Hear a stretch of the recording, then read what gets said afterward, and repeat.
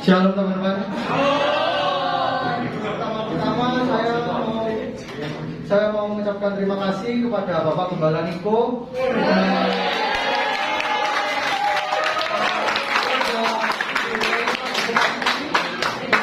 karena telah memberi kesempatan kepada saya dan rekan-rekan saya untuk melayani jemaat ini pada hari ini.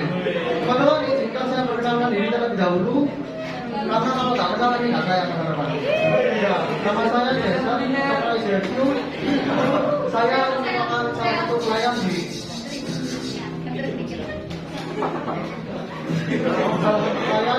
Sintero yang 10 ya teman-teman. Teman-teman, hari ini kita mau belajar bersama-sama. Kita mau menemukan satu tema, yaitu Safe Space for Everyone, yang terambil dari Yakobus 2 ayat 1 sampai 9. Kita baca bersama-sama ya teman-teman. Yakobus 2 ayat 1 sampai 9.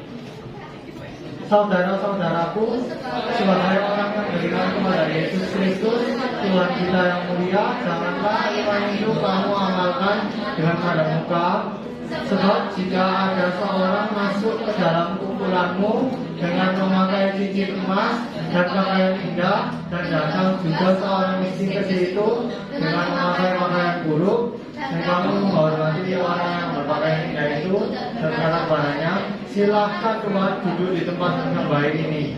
Sedang kepada orang yang miskin itu kamu berkata, berdirilah di sana atau duduklah di lantai ini dekat tumpuan kakiku.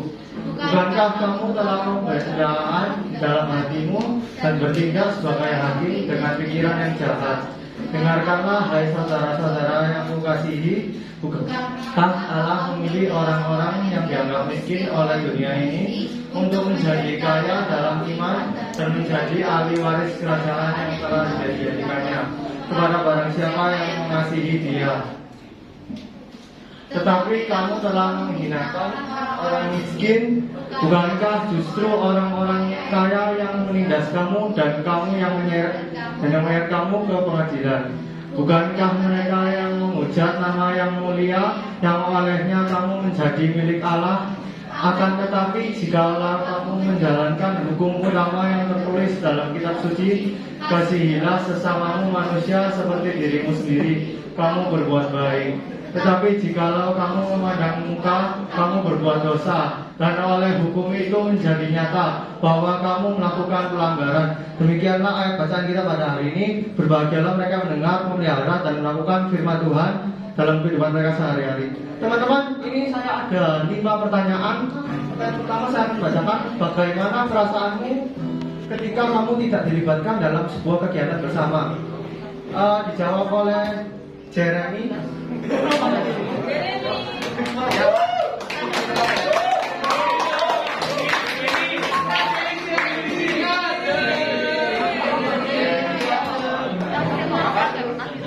Bagaimana perasaanmu ketika kamu tidak dilibatkan dalam sebuah kegiatan bersama?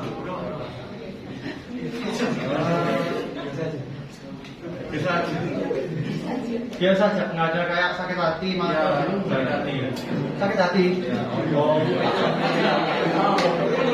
Beri tepuk tangan tuh Jeremy.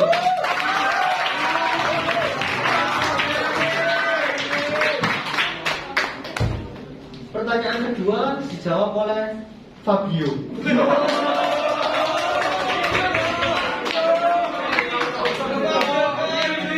Bagaimana perasaanmu ketika kamu menjadi pilihan terakhir dari semua orang? Bagaimana perasaanmu ketika kamu menjadi pilihan terakhir dari semua orang? Kira-kira gimana? Biasa saja. Biasa saja. Kira-kira aja nggak apa-apa. Tiap hari kamu mau galau.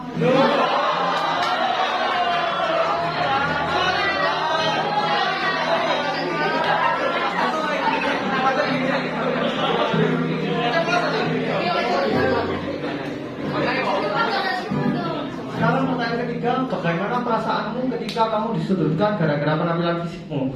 Saya bisa minta tolong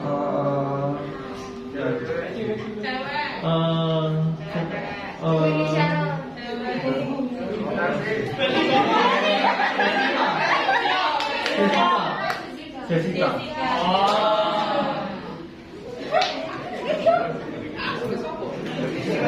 Jessica kan 10 kan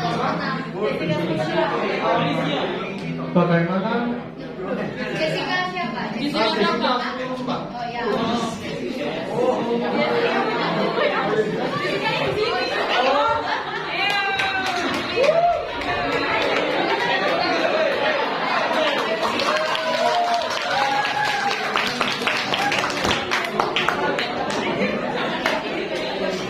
Bagaimana perasaanmu ketika kamu disudutkan gara-gara penampilan fisikmu? Sakit hati.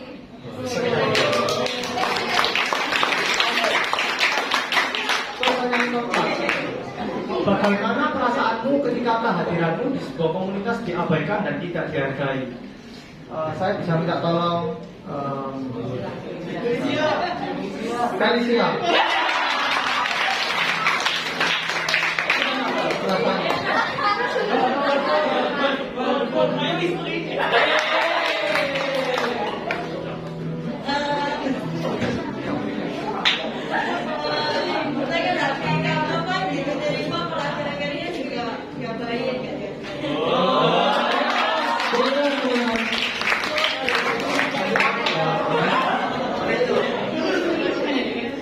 Nah, teman-teman,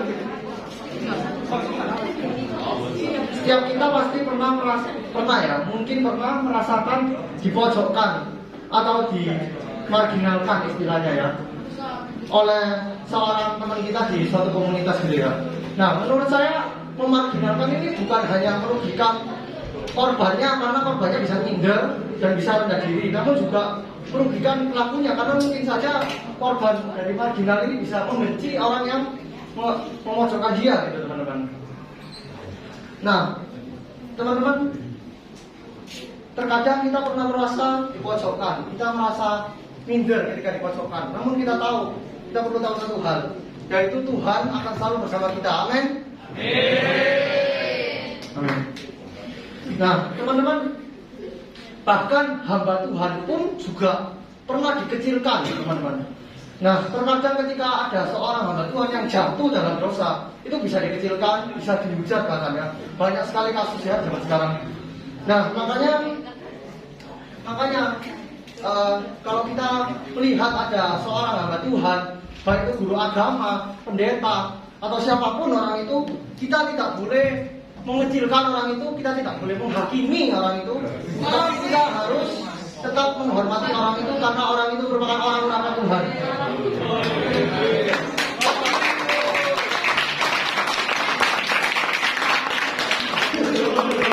Karena kalau kita mau berharap sama pendeta, mau berharap sama guru agama, itu nggak bisa. Berharap sama Yesus.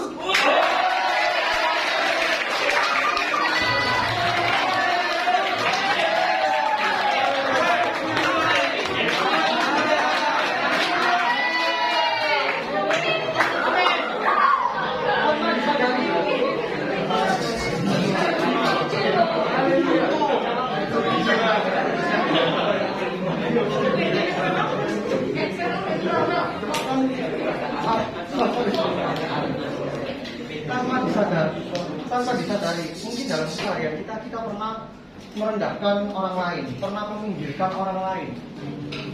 Mungkin hal itu terjadi tanpa kita sadari. Saya jadi ingat satu film yang menurut saya ini berkaitan dengan ini, tapi bukan berkaitan ya.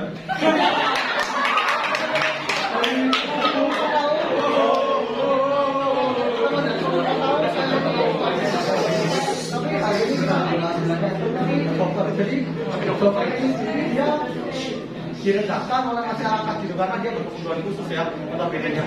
Nah, karena itu dia akhirnya menjadi jahat gitu ya. Nah, teman-teman, terkadang dalam hidup ini kita pernah dijahatin dan kita juga pernah dipinggirkan mungkin. Namun kita perlu tahu satu hal, kita tetap harus mengampuni orang yang melukai hati kita. Karena Tuhan sendiri aja selalu memberi kesempatan kepada kita untuk mengubahkan sikap kita, teman-teman. Bisa di next. Nah, oleh karena itu kita perlu membangun safe space untuk semua orang, ya. Safe space itu apa? Safe space itu sebuah seruan kepada kita semua untuk membangun suatu komunitas yang aman, aman dari perundungan, aman dari ujaran kebencian, aman juga dari ejekan ya teman-teman tentunya. Aman dari stigma yang negatif juga. Nah, terkadang dalam suatu komunitas ketika tugas kelompok mungkin ya, seringkali orang-orang pilih-pilih teman. Wah, kalau ini pintar, wah diambil.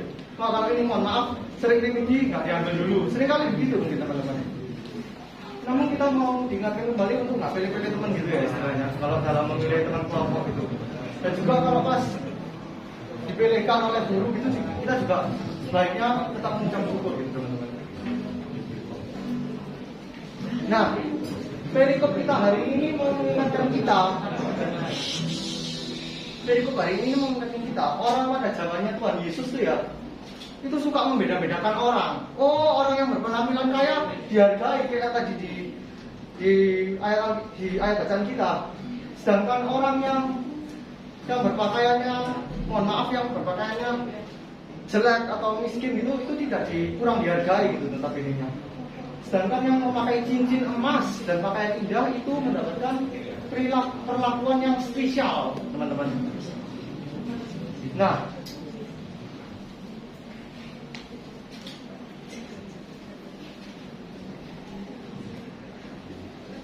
saya jadi ingat satu cerita ini. Kemarin ada seorang pengemis dulu bercerita kepada saya. Dia cerita, dia waktu itu ada di depan toko roti. Toko roti ini ternama, tapi saya nggak mau sebut karena nggak di-endorse ya. Nah, toko roti ini sudah terkenal di Surabaya. Nah, ada seorang anak SMA. Saya nggak tahu dari sekolah mana dia dicintai sama pengemis ini. Dia selalu memberi sedekah kepada sang pengemis ini. Padahal dia ini anak dari pemilik toko roti ini, gitu ya. Tapi dia meskipun kaya, cabang toko rotinya ini dari mana-mana, tapi dia nggak sombong. Dia tetap mau memberi sedekah, teman-teman, kepada orang yang membutuhkan gitu.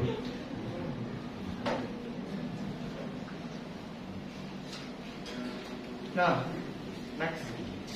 Mulai hari ini kita belajar untuk memiliki iman yang tidak memandang muka. Apa artinya? Iman tidak memandang muka itu berarti kita sebagai orang percaya seharusnya tidak menilai orang dari bagaimana penampilan mereka. Pada zaman Tuhan Yesus bukannya bergaul dengan orang kaya, orang bangsawan. Tuhan Yesus malah bergaul dengan orang-orang yang waktu itu sakit kusta, perempuan Samaria. Tuhan Yesus malah bergaul sama mereka. Padahal kita tahu pada zaman itu orang yang sakit kusta itu dianggap najis, teman-teman. Tapi Tuhan Yesus tetap menjamah orang itu, dan Tuhan Yesus bahkan mau menerima orang itu gitu, teman-teman. Kalau perempuan Samaria, orang Samaria pada zaman itu dianggap rendah. Bahkan kadang gak segan-segan orang Yahudi nyebut orang Samaria itu kafir gitu, teman-teman. Kenapa? Karena orang Samaria itu bukan darah asli Yahudi, dia campuran jadi campuran ya, teman-teman. Apalagi ini sudah Samaria, dia perempuan. Pada zaman itu perempuan itu dianggap nomor 2 gitu, teman-teman. Tapi Tuhan Yesus tetap menerima dia dan mengasihi dia gitu, teman-teman. Maukah kita belajar seperti Tuhan Yesus yang selalu menerima seseorang tanpa memandang bulu mereka, tanpa memandang siapa mereka? Tuhan Yesus selalu mengasihi semua dari kita. Bahkan ia rela mati di kayu salib. Tuhan Yesus mati di kayu salib bukan untuk menebus dosa orang Kristen dan orang Katolik. Tuhan Yesus mati di kayu salib untuk menebus seluruh orang di dunia ini. Amin. Jadi semua orang tanpa pandang bulu, teman-teman. Makanya mungkin bagi dunia it's okay untuk menilai orang dari penampilan, tetapi sebagai pengikut Kristus kita harus tahu satu hal, yaitu kita harus menerima, harus mengasihi, dan juga harus merangkul semua orang. Bahkan mereka yang dipinggirkan dan dianggap sama masyarakat, kita juga harus merangkul mereka. Kita harus tetap mengasihi mereka. Amin. Kiranya Tuhan menguatkan teman-teman agar bisa melakukan kebenaran firman Tuhan dalam kehidupan teman-teman. Amin.